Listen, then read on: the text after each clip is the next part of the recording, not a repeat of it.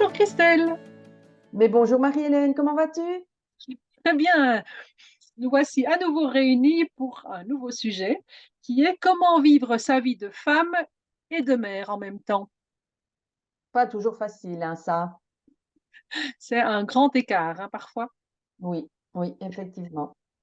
Donc voilà, on va discuter de ça aujourd'hui avec un premier constat que tu me partageais, c'est que le focus pendant la grossesse et une fois que l'enfant est né n'est pas toujours sur la même personne. Est-ce que tu peux m'expliquer un petit peu plus?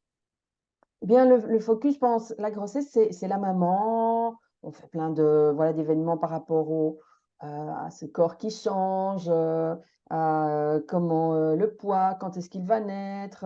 Et puis, une fois que le bébé apparaît, la mère n'est plus. La mère reste un petit peu en recul.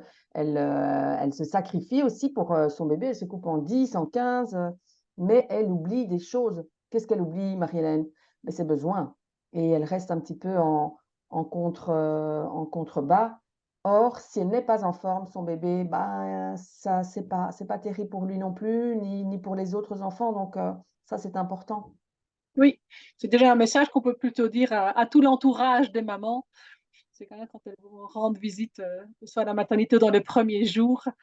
Bien sûr, extasiez-vous sur ce tout petit poupon qui est adorable, mais n'oubliez pas de demander aussi à maman comment elle va, parce que c'est souvent une phrase qui est oubliée, qui est de dire: «Et toi, comment vas-tu?» Le Alors comment tu te sens, c'est vraiment c'est encore plus bien tourné dans le sens où, mmh, ça va aux émotions et aux ressentis parce que comment ça va? C'est toujours un peu rapide, on peut: «Oui, oui, ça va», hein, elle met son masque de voilà, de maman qui va bien des magazines, mais comment tu te sens, c'est un petit peu plus, tu vois?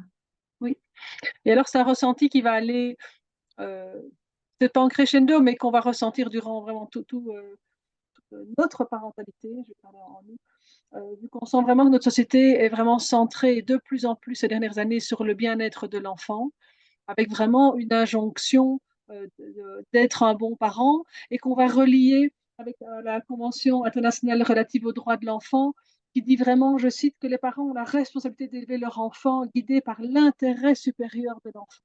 Et donc ce mot supérieur-là fait quand même vraiment débat en disant que ben, supérieur, alors bien sûr que l'enfant étant immature, il a besoin de plus d'aide au quotidien, mais l'intérêt supérieur de l'enfant pose quand même des questions parce qu'on remarque en effet dans nos pratiques qu'on voit des parents qui vont aller jusqu'à oublier leurs propres besoins, qui sont de boire, manger, aller à la toilette, pour que leur enfant puisse lui avoir tous ses besoins satisfaits dans la minute.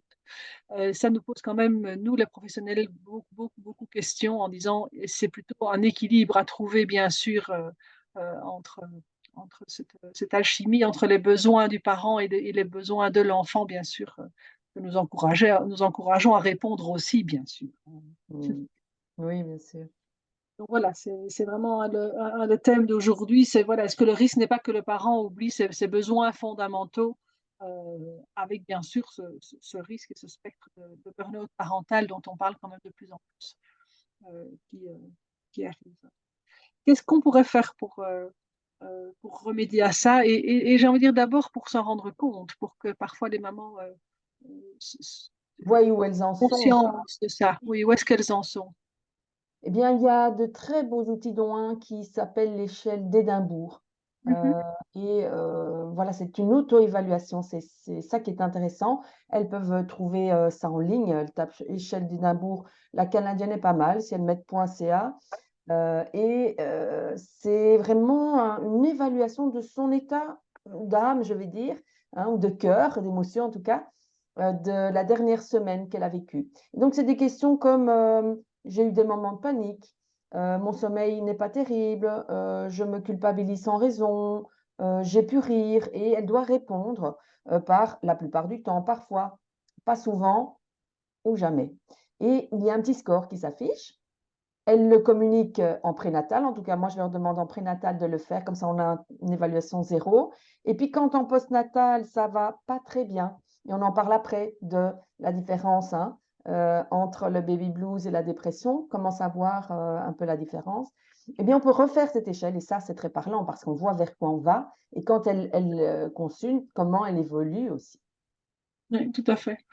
Et cette échelle, voilà, qui est en effet un outil, bien intéressant, va vraiment aller mettre en avant certains points. Donc, voilà, tu nous rappelles ou tu nous expliques les questions pratico-pratiques. Et donc, cette échelle va vraiment aller toucher et évaluer certains points qui sont assez intéressants et que je vais énumérer parce que ça vaut la peine de les entendre une fois, j'ai envie de dire. Donc, on va aller voir les symptômes de l'état émotionnel d'une maman, avec d'abord la tristesse, hein, une tristesse intense et inexpliquée, qui est à la fois intéressant. On entend ça parfois, des mamans qui disent ben, j'ai tout pour être heureuse, j'ai un adorable mari, j'ai un gentil petit bébé, tout va bien, et pourtant je me sens super triste. Donc cet écart entre je devrais être heureuse et je ne me sens pas heureuse. Les labilités émotionnelles, ça, c'est aussi bien décrit dans nos consultations. Ça fait écho à ce que des mamans décrivent. Hein. J'étais en train de faire le repas, tout allait bien, et puis tout d'un coup, je me suis mise à pleurer. Donc ça, c'est des choses qu'on entend. Les troubles du sommeil, des croyances négatives avec un sentiment de culpabilité.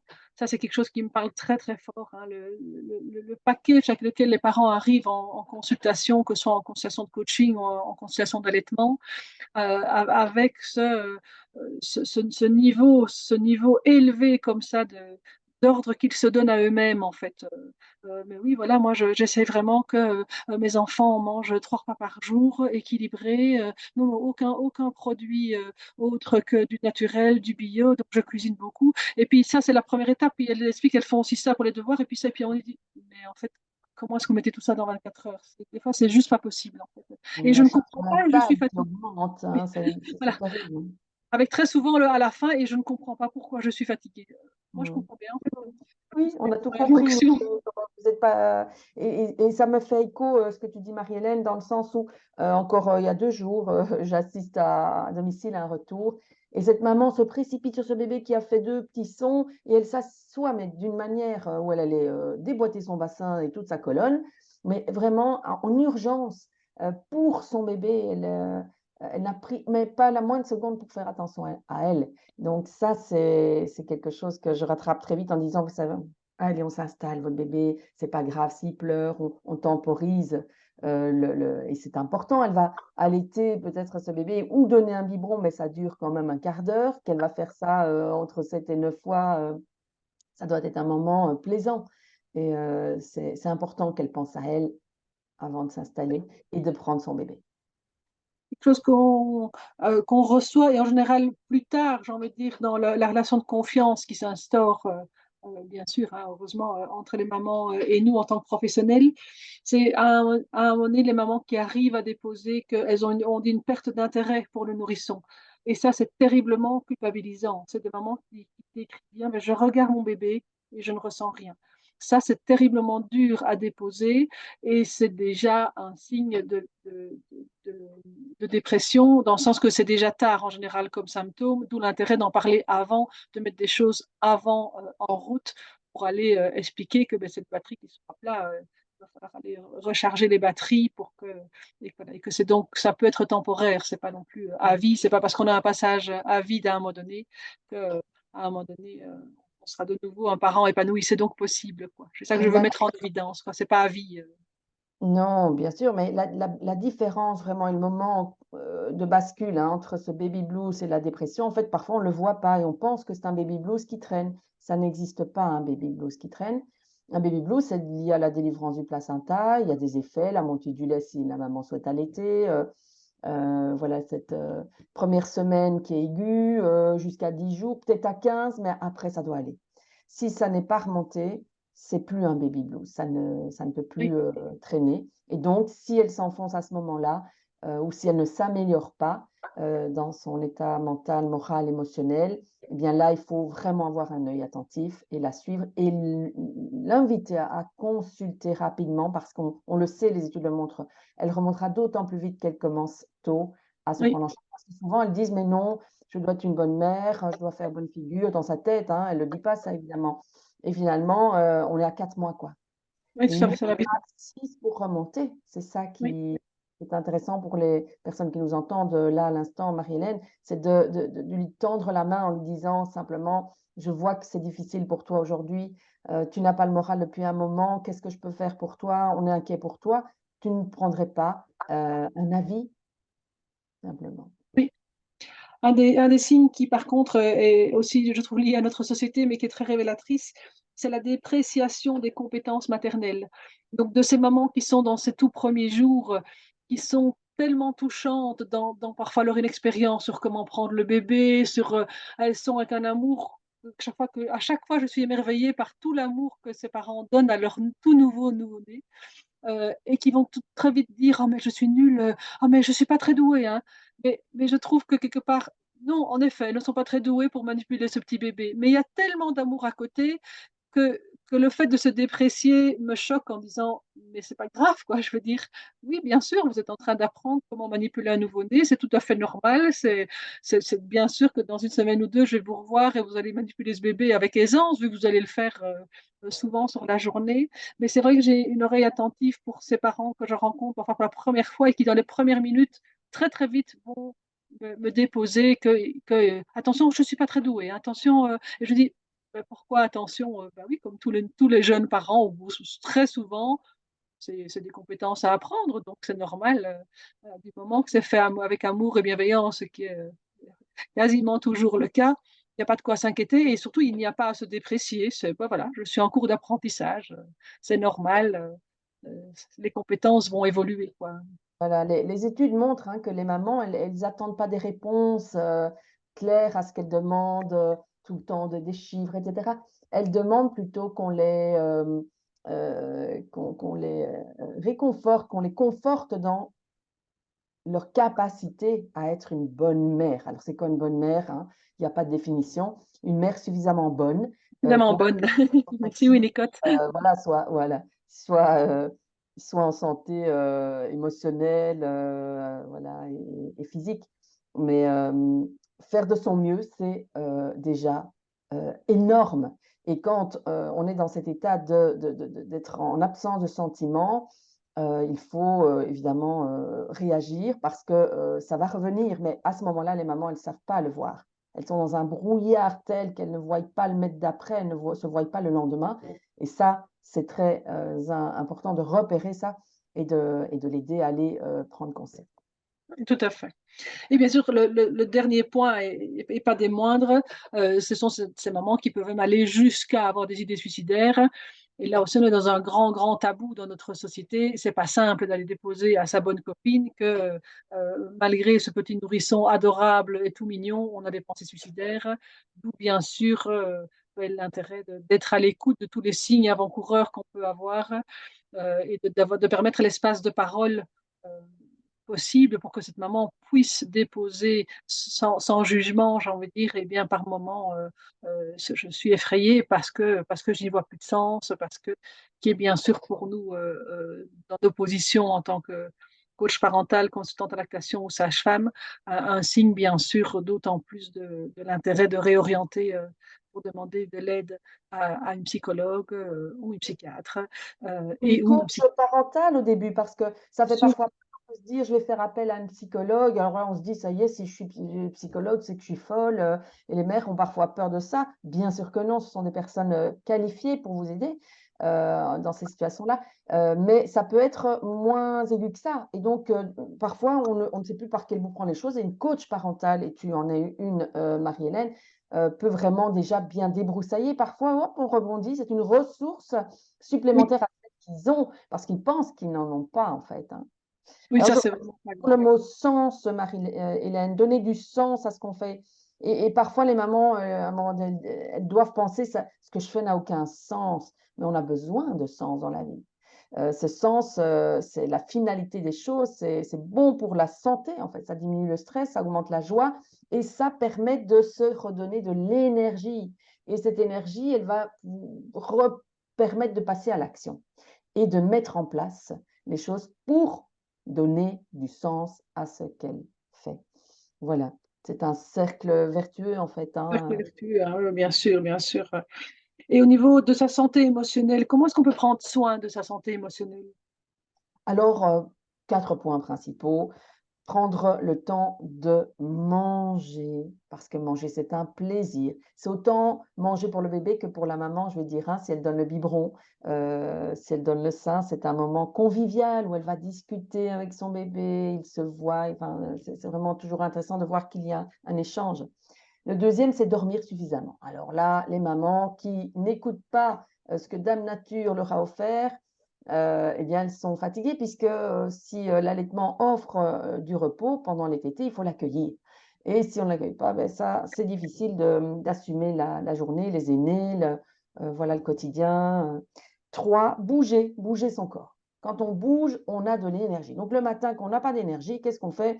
On se tapote tout le corps, on fait la douche comme ça avec les doigts, on fait de sorte de chauffer son corps et dès qu'il pétille, on a comme, voilà, une énergie qui vient pour poser le pied et avancer vers, la suite de la journée. Puis 4, se détendre et je vois beaucoup de parents qui n'ont mais aucun moyen, aucun moment, pardon, de détente, ils sont épuisés dans le fauteuil, tout le monde enfin dort et puis, cruc, ils croulent. Mais, se détendre, ça peut être de la méditation, la respiration ventrale, ça peut être aussi faire sa passion. Un art, aimer dessiner, peindre, c'est voilà, c'est quelque chose qui va beaucoup aider à se détendre, en tout cas d'augmenter son bien-être. Oui. Là, on revient pour, pouvoir accès à des moments de détente comme ça et on parle, au début de ou bien d'instants ou de quelques minutes, donc on ne parle pas, hein, d'un week-end aux Seychelles d'une semaine. Hem, c'est intéressant, on revient à la notion de relais, de dire voilà, qui est-ce qu'on a comme relais dans l'entourage? Et on parle, d'une mamie, d'une voisine qui vient bercer l'enfant pendant, 1/4 d'heure, une 1/2 heure, si c'est un petit qui ne veut pas être posé, juste pour que maman puisse, se faire, que ce soit une balade dans le quartier, faire un petit peu, de yoga si c'est son truc, voilà, puis il y a moyen d'avoir des petits relais comme ça au début, d'où l'importance vraiment, vraiment du réseau. Mais du réseau, quand je dis réseau, je ne parle pas de n'importe quel Attention Marilène, le réseau lequel? L'internet ou le réseau familial, entourage? Parce que là, il y a quand même, un gros bug, hein, avec les réseaux, l'infodémie, parfois les mamans vont tellement chercher d'infos que finalement ne savent plus prendre de décision, ne savent plus faire de choix, c'est donc il faut faire attention aussi à ne pas aller trop, réseauter. Il y a très bons réseaux, des très chouettes groupes de soutien, et puis la Leche League, un fort allaitement, il y a vraiment de très belles ressources. Il faut, aller vers ces ressources-là, des professionnels dont voilà, bon la parole, je veux dire, on fait encore ce qu'on veut après, hein, mais aller lire des choses, qui ont du fondement et qui sont là pour, tirer vers le haut, c'est une bonne idée plutôt que d'entendre tous les malheurs que les autres ont et qui en fait, ne nous concernent pas, mais qu'est-ce qu'on fait avec ça? C'est une charge mentale en fait. Oui, Donc, le réseau familial et le réseau, de professionnels de santé qui sont là autour, ça, c'est super important et parfois je dis: «Voilà, maintenant vous savez ce que vous faites. Vous prenez le téléphone, vous sonnez à quelqu'un qui va venir garder votre bébé tant que, bah, il se plaint un peu parce que vous l'avez allaité, vous l'avez réallaité, redonnez le sein de plus tapé, vous le donnez à cette personne et vous mettez des boules de pièces, vous allez dormir 2 heures. Vous faites ça 3 fois sur la journée. Demain, vous verrez les choses autrement». Et voilà, c'est des choses aussi pratiques que ça, mais il oui, faut oser le faire. oui, avec une notion, d'esprit critique, de pouvoir vraiment s'entourer de gens qui nous font du bien. De parfois prendre le temps par après en disant: «Tiens, comment est-ce que je me sentais en ayant confié, mon enfant», je dis pour 1/2 heure, pour 1 heure, si c'est pour, recevoir 10 critiques après comme quoi ma maison était pas bien tenue et tu aurais quand même pu, faire à manger bio pour cet enfant et moi je suis pas sûre que, alors, voilà, alors c'est quelqu'un qui pour le moment ne vous fait pas du bien. Donc entourez-vous de gens positifs qui vous font du bien et je pense que ça, c'est vraiment quelque chose d'important.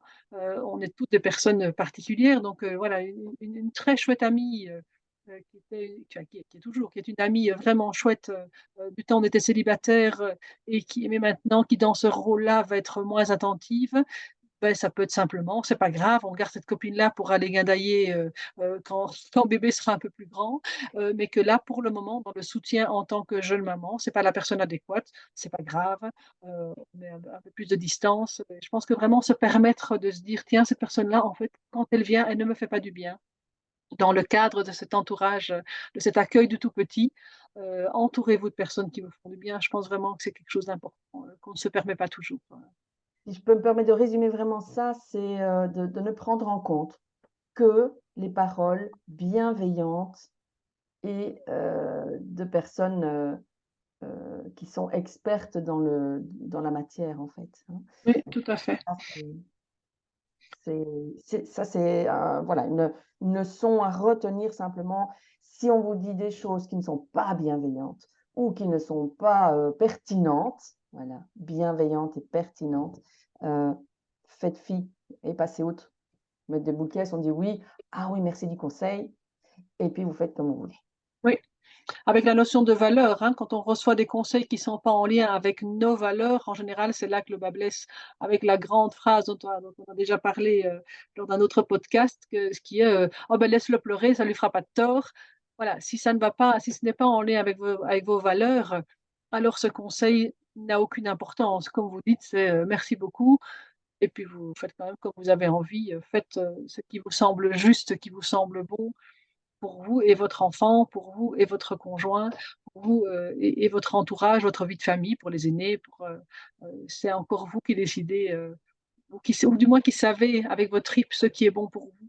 Donc ça vraiment cette reprise de contrôle bienveillante quelque part est pour moi vraiment quelque chose d'important, que j'entends vraiment Oui, j'aime très, très bien souvent. ça. Parce que la perte de contrôle, c'est terrible. On est paralysé devant, ce genre de sentiments. Mais, le fait est que de se, repartir dans ses valeurs et de savoir vraiment, soi-même ce qu'on a besoin pour remplir ses besoins. Il y a personne d'autre que la maman, ou le papa, qui savent exactement ce dont ils ont, eux, besoin.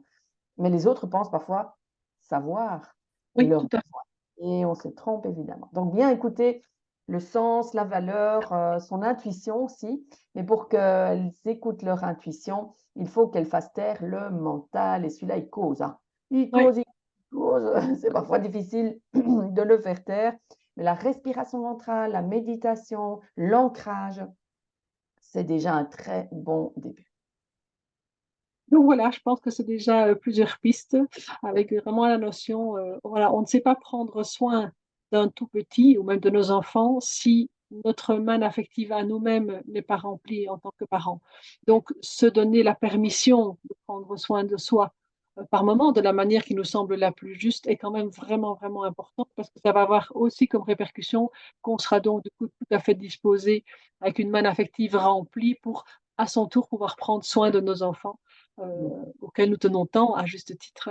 Mmh. Voilà, c'est ces petites merveilles. Il faut d'abord que voilà, notre réservoir affectif à nous-mêmes en tant que parents soit rempli pour prendre soin d'eux. Donc ça, je pense que c'est vraiment une notion importante à rappeler parfois à ces parents qui donnent tout, mais Tout. qui n'ont plus de réserve comme ça. Oui, c'est ça, c'est vrai. Donc, prenez soin de vous. Voilà, on va terminer sur cette, belle note, pour vous souhaiter une belle fin de journée. Au revoir. À bientôt, Marie-Hélène.